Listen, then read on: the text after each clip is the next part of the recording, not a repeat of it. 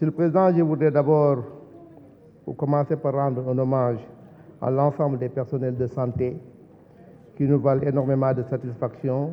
À chaque fois que nous avons des inquiétudes, à chaque fois que nous avons de l'anxiété dans nos familles, le premier réflexe, c'est d'appeler un médecin qu'on connaît, une infirmière qu'on connaît, ou de se déployer vers un centre de santé. C'est vrai, mon collègue en a parlé, ces derniers temps, ils ont eu beaucoup de problèmes, mais ils ont toujours nos compassions et notre soutien, parce que c'est le métier qui leur vaut cela. Madame la ministre, je voudrais aussi féliciter pour la loi sur la médecine traditionnelle.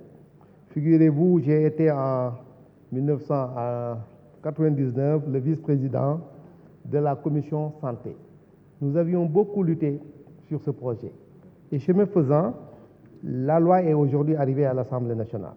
Je pense donc que c'est une grande victoire pour tous ceux-là qui ont eu, ça me fait penser à feu le président Lamine Dramé, rahmatullahi alayhi, qui avait beaucoup lutté pour cela.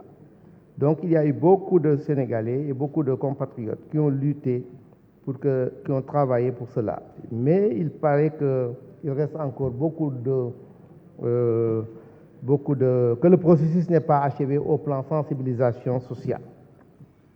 Madame la ministre, on a beaucoup noté au Sénégal la floraison des structures de formation dans le domaine médical et de la santé. Nous voudrions savoir qu'est-ce qui est fait dans la normalisation, dans leur rationalisation. Et les diplômes aussi que ces jeunes obtiennent à l'issue de ces formations, souvent il y a des problèmes. Ils sont dans nos centres de santé, ce n'est pas souvent l'équivalent du diplôme d'État. Qu'est-ce que vous faites pour cela? Madame le ministre, on nous signale ces temps derniers de l'évasion de nos cerveaux en matière de médecins. On dit qu'il y a beaucoup de jeunes médecins qui ont été formés et qui quittent le Sénégal. Le coût de formation de médecins est très élevé. Ça nous prend beaucoup, ça prend beaucoup aux contribuables. Et est-ce avéré? Je ne suis pas sûr. Je vous pose la question et de voir qu'est-ce qu'il en est. Si tel était le cas, quelles sont les dispositions que vous prenez pour arrêter ce phénomène? Madame le ministre, j'ai des doléances locales. Le district de Kébémer, Madame honorable députée Maïmouna en a parlé. Le centre de santé de Loro avait 2 ambulances, mais il n'en a plus. Donc c'est très difficile de ce côté. Pertal et Daroufal sont des villages qui sont dotés de petits, comment on les appelle, de centres de santé. Ils n'ont pas d'ICP. Madame l'honorable députée a parlé de Ndande. La doléance en Ndande, c'est l'érection de ce centre, de l'érection de cette zone en centre secondaire.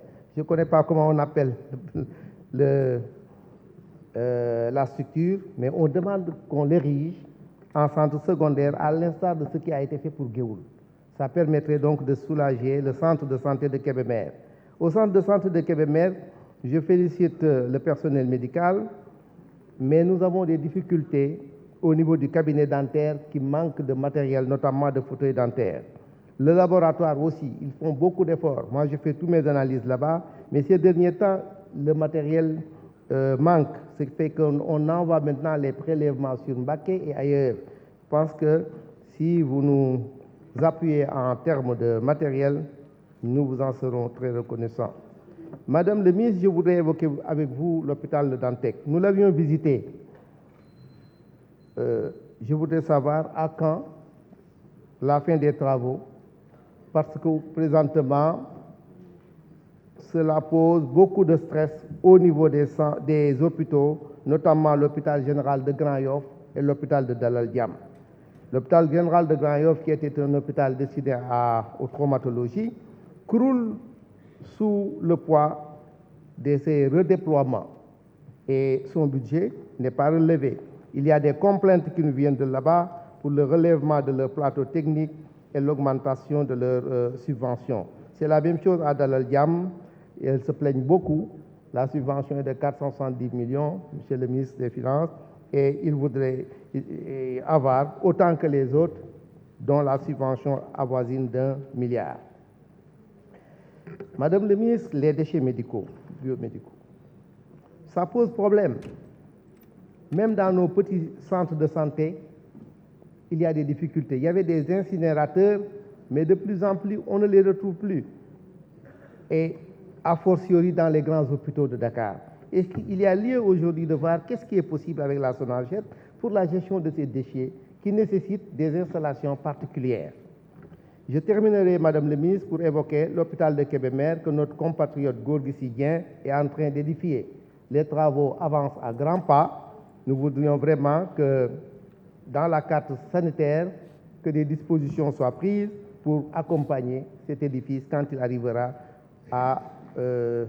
quand on aura à l'inaugurer. Voilà, Madame le ministre, les quelques éléments que je voulais évoquer avec vous. Je vous remercie. Je vous remercie, chers collègues.